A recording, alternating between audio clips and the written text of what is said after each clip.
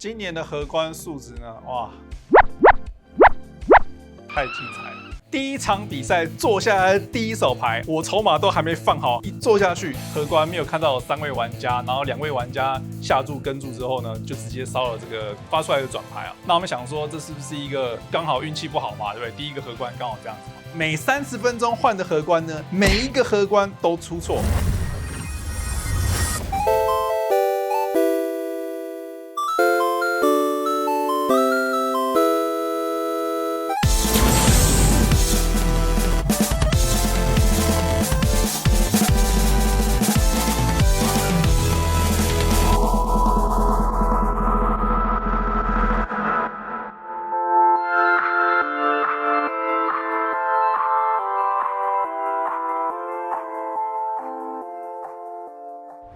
Hello， 大家好，我是小 P。我们现在人在拉斯维加斯。那我们今天呢，要来带大家看一看今年的2023 WSOP 跟去年到底有什么不一样。然后，并且在之后呢，我也会分享一些这几天我打比赛的一些心得体验。那因为赛事非常的多，所以呢，这一次的赛场导览呢，有请我们的助教安安带大家去看一下这一次的赛场的分布状况。首先带大家看看这一次的赛场到底有什么不一样的地方。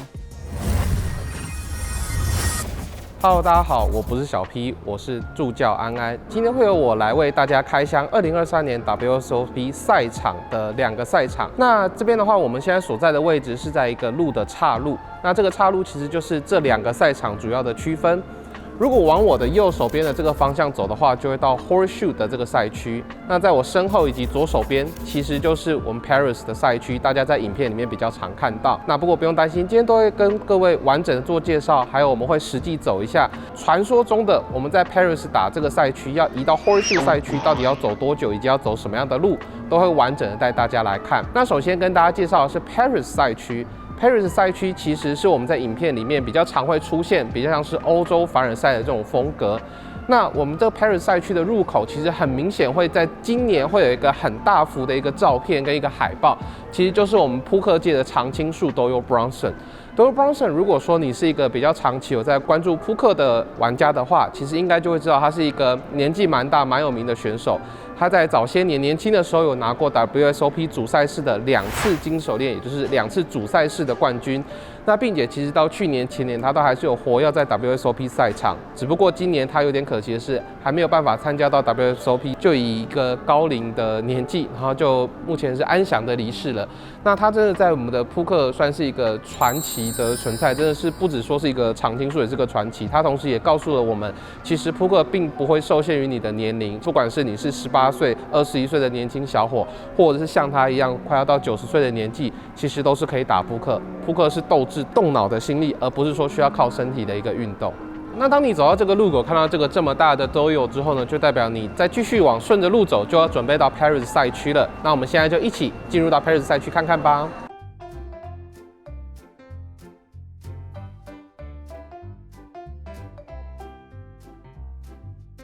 欢迎大家来到 Paris 赛区。那这个赛区的话，其实它主要会是我们有一些比较大或者是比较多人赛事的一些 Day One 的场地，例如说接下来准备的300的 Gladiator 这种300买入算是 WSOP 金手链里面最低买入的一个赛事，或者是说像是最近刚在举办的1000 Mystery Bounty 的比赛的话，它的 Day One A、B、C、D 组也很大部分会在这边做举办。那这边的桌子非常的多桌，那它的桌号呢，它上面还会给你用颜色，让你去更好的去区别。有时候它也会用颜色去让不同的比赛分开，例如说第一个比赛会在白色桌子，第2个比赛会在黑色的桌子等等。那在我们身后的话，有没有看到一个黄色的 Kings？ 它并不是一个广告牌，其实它是一个非常 fancy， 装潢又特别的好，里面有的桌子椅子又特别高级的一个房间。那其实它是我们这次在这个赛事，如果是 high roller， 可能是例如说普遍来说是1万、2万5，或者是甚至10万，或者是25万美金这种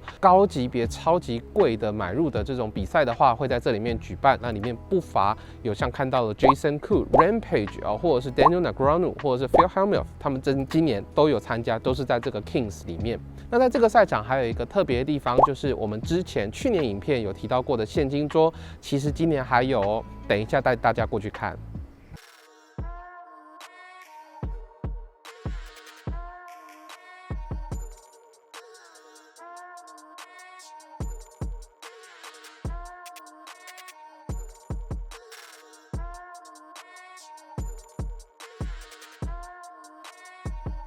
那这次很荣幸，我们能够到 Kings 这个房间里面来为大家看一下我们最高额的桌子会是长怎么样子，或者是说他们的环境会是怎么样子。那其实就像可以看到，他们的椅子也都是特别高级，整个是可以到头都可以靠着，而且这个背给很能 Q 的凹到最下去的这种最高级的椅子。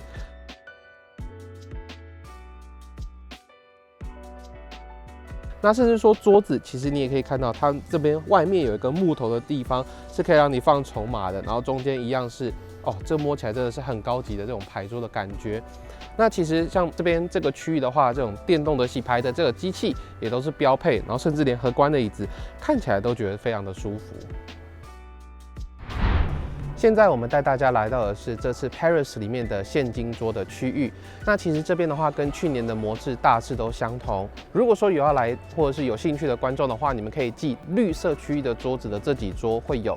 那像目前我右手边看到的这边就是我们报名的柜台，只要你提供给他你的 ID， 还有你的名字，他就会帮你登记在你想要打的这个游戏上面。那登记完之后呢，你就可以顺着这个路线来到我们这边左边的这个收银柜台。那这个收银柜台，你可以在这边换取你的筹码，同时等候上桌。什么时候会是你上桌的时间呢？就会是你荧幕上面，当你的名字开始在闪烁的时候，那你就可以回到这个柜台去跟他领取你的桌卡，然后准备上桌来打。那这个现金桌呢，其实基本上可以说是24小时，什么样的 game 都有，从13啊到25，甚至 PLO 或者是其他游戏其实都有。今年的话，他们全部都是用自动的洗牌桌，质感也都非常的高级。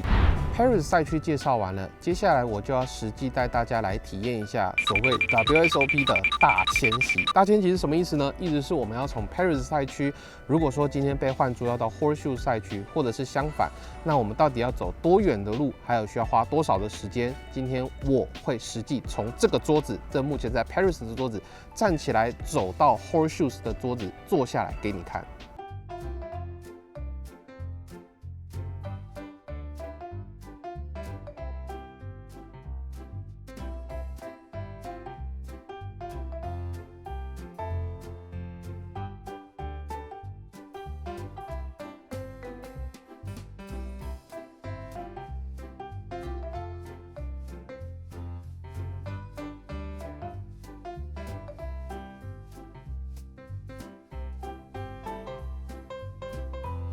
哇，真的好累！我们好不容易到了 Horseshoe 赛场了，不知道刚刚说时影片大家看起来，我实际上走了多久呢？跟大家分享，其实我实际上走的分钟数大概是6分钟左右。不过你们要知道的是，当我们今天如果有这样子的赛场变动的时候，全部这个赛事的人都会跟着你一起走，所以我想起跳会是500到1000人跟你一起走。那我相信这个时间就可能需要乘以2倍或乘以3倍，你才能够抵达到这个地方。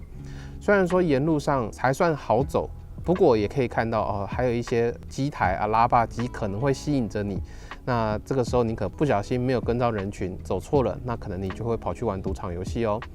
接下来要带大家来看的是我们 Horseshoe 赛区。其实 Horseshoe 赛区还有分成2个不同的区域，那我们会先从背后这个来跟大家介绍起。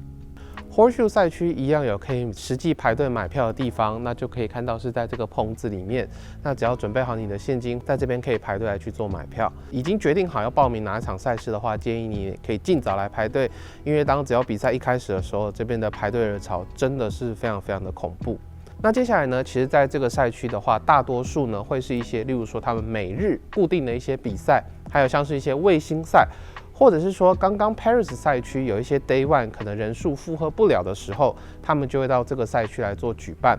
那其实也大家可以看到，我们这个在墙壁上面也都有挂每一个年份的他们可能票选出来的最佳的玩家。那其实来这边呢，你还是可以感觉到，就是跟刚刚比较不一样的是说，刚刚感觉可能会有比较繁华一点的感觉，但到这边的话，会更有一些扑克上面的一些，不管是说内容，或者是你能感觉到一些那种氛围。其实我觉得最主要就是它在墙壁上都是在播着一些扑克的影片，或者是直播。那另外就是可以看到这些厉害的玩家，或许我们有一天也可以变成跟他们一样厉害，然后被挂在墙壁上。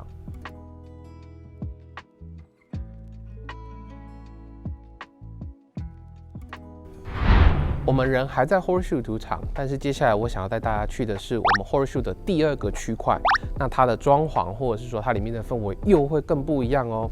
Let's go！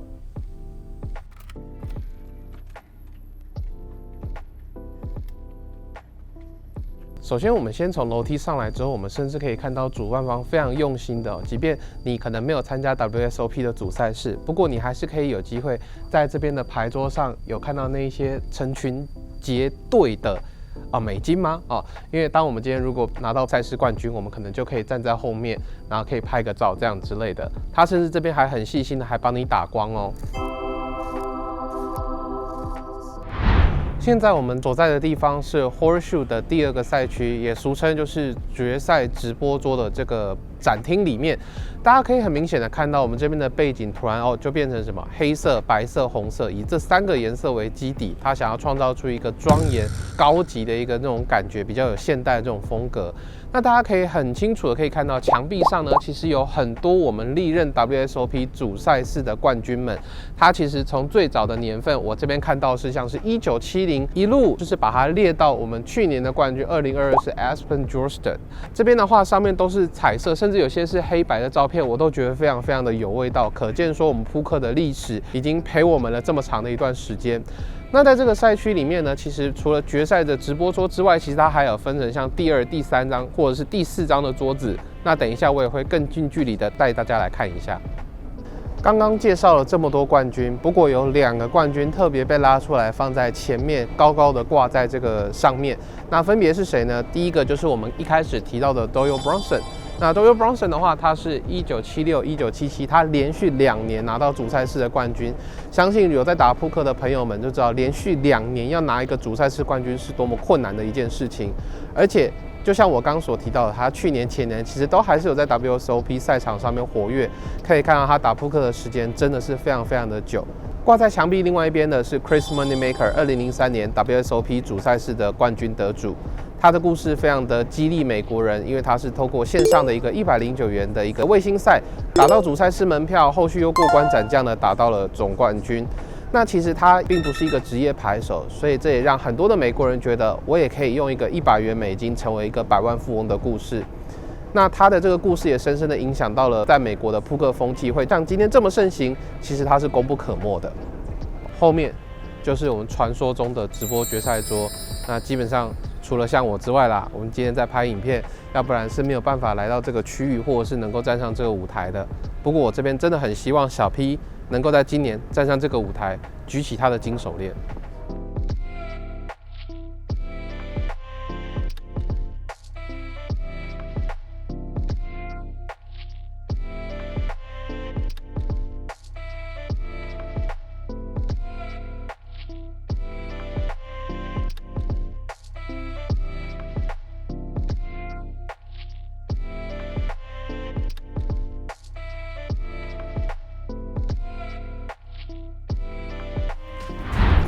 以上就是我们今天这次 WSOP 2023年的场地的开箱。我现在所站在的这个位置，拿到金手链的冠军，就是会在这个位置高举他的金手链，给下面的他的观众或者是支持他的朋友来去做欢呼。希望有一天在看影片的你，或者是今年的小 P， 能够站在这个地方跟大家分享。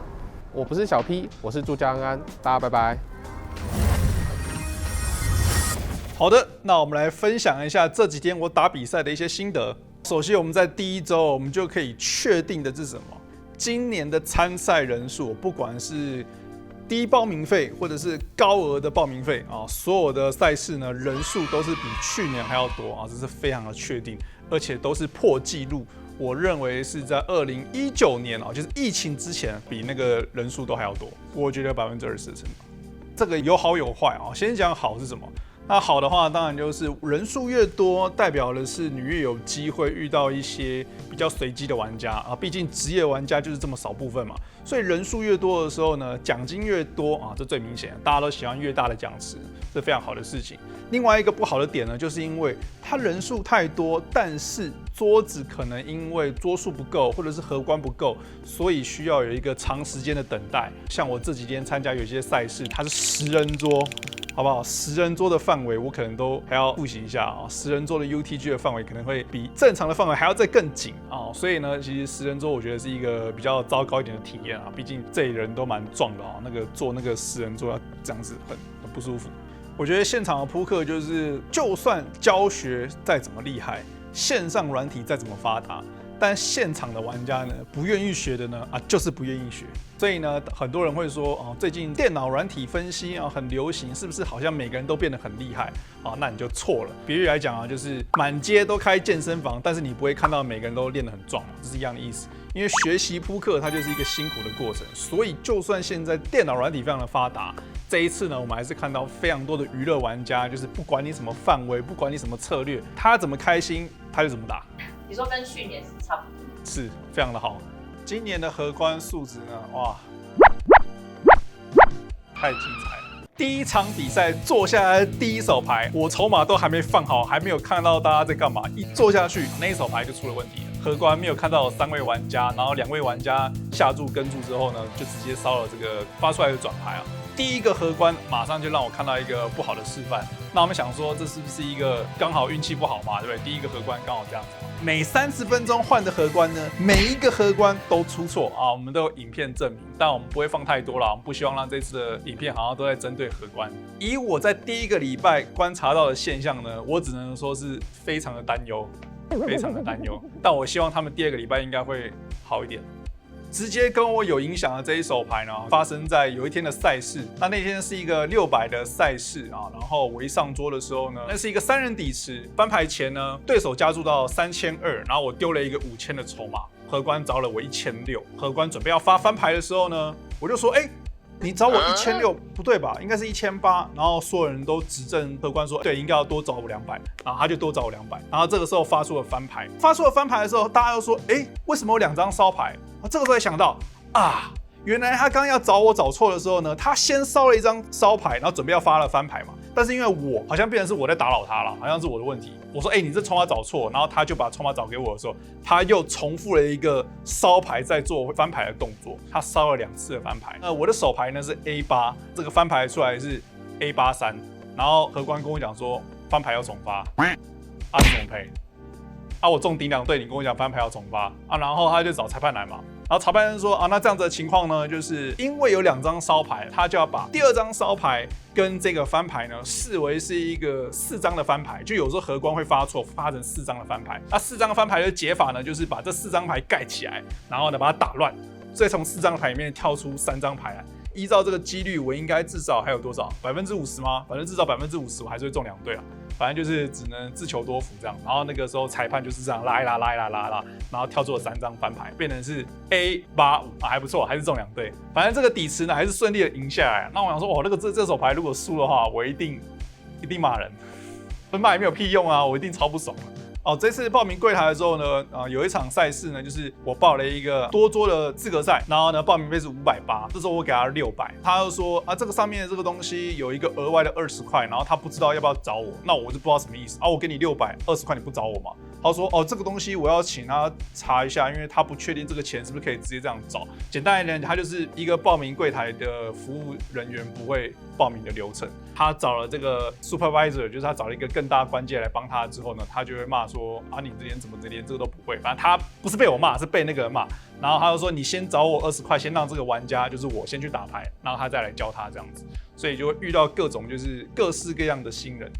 这次呢，我有听说很多人只要不是在赛场的旅馆呢，只要是搭车来的，都遇到一个交通大塞车的状况。这件事情呢，听说是他们在拉斯维加斯要举办这个 F1 的赛车，所以他们在做一个赛道的工程。所以呢，赛道的工程呢，刚好就在这个大街跟大街的旁边。那你知道，就是拉斯维加斯就是一个很热闹的大街嘛，所以你只要周边只要有在做工程的时候呢，所有的车就可能会因为工程车可能要左转右转，基本上就堵在一起。原本的路程呢，基本上走路15到20分钟，很有可能你搭车的时间还比走路还要久。这也导致了第1天跟第2天呢，很多人参加第2天的赛事呢，全部都迟到。然后也有很多荷官跟玩家都在抱怨。我自己给大家的建议就是，如果说你是住在大街上的话呢，其实有一个叫做轻轨，他们的轻轨的 monorail 地面捷运的概念，它呢是不会受到影响，然后我觉得价钱也蛮便宜的。所以如果说你要去大街上面的这几个赌场的话呢，基本上你搭这个东西是非常的方便，可以让你直达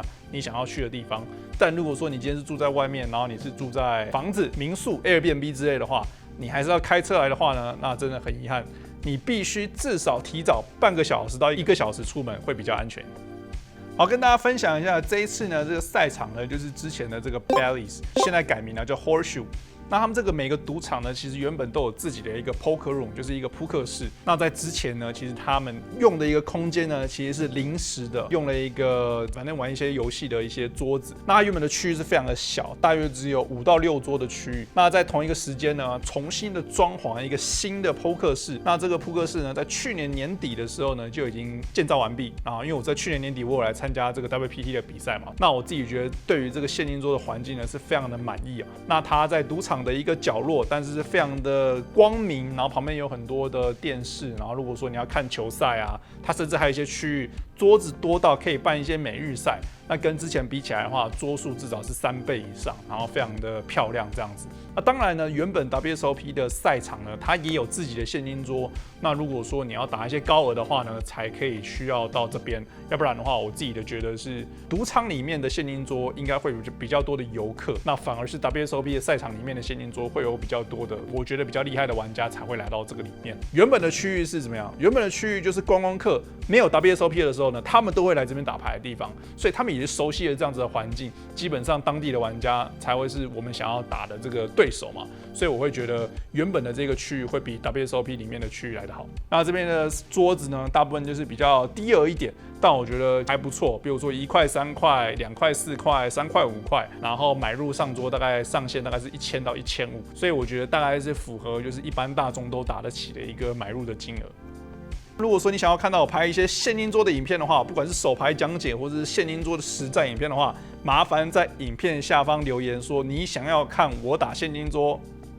这个成绩呢是很难预测的，那我们可以从一些数据上面来预测，就是说我会参加多少场比赛，那以一个统计学的百分比来说，我会有多少的前圈，然后多少的决赛桌，多少的冠军，那我觉得这比较实际一点。那实际上的金额呢，当然就是不可预测嘛，对不对？因为它可以从输钱到赢，对不对？第一名1000万美金都有可能。那依照我之前的概念呢，我觉得我参加的多桌比赛，大部分都在100场100多一点点上下。今年呢，因为没有单桌的比赛嘛，所以呢，不打单桌比赛的时间呢，我可能会去打一些便宜一点的每日赛，或者是一些其他的多桌的资格赛。所以我预测呢，这一次的报名收据呢，可能会落在150张左右。这一定都是多桌的比赛嘛。那以一个多桌比赛的前圈率15%左右的话，那我给自己一个比较好的表现，大概是20%。也就是说，我预计呢，我今年呢会有30场的前圈，希望是6个决赛桌，希望是3个冠军。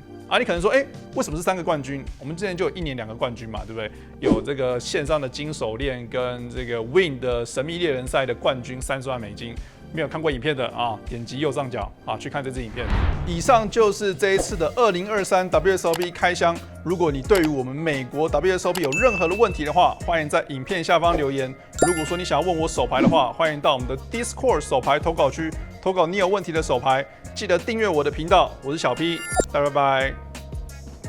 这一次的这个每日赛呢，因为没有单桌比赛了，所以我有感觉到这个每日赛的玩家跟多桌资格赛的玩家变得非常的多。那这一次呢，在下午4点有一个400美金的每日赛，以我的观察，每一次的参赛人数呢，可能都是200-300、300-400人以上。依照往年呢，这样子的赛事呢，可能了不起就是100-200人啊。所以呢，我觉得这跟2个原因有关。第一个就是今年的人数啊，真的多。第二个呢，就是大家出去之后呢，没有单周比赛打，所以都来参加这个。依照我看这样子的奖池，其实非常的多，就第一名可能都有一个2-3万美金、3-4万美金。以一个单日赛来说呢，我觉得是非常好的。我有打到一场500的多桌资格赛，然后打2-3个小时，赢到5000块的这个，它就是给你赌场的筹码，所以就是赢5000这样子，我觉得还不错。就是2-3个小时，很快就可以结束，大概晚上12点左右结束，然后又不会打太晚，然后又是一个蛮多人参加的一个赛事这样子。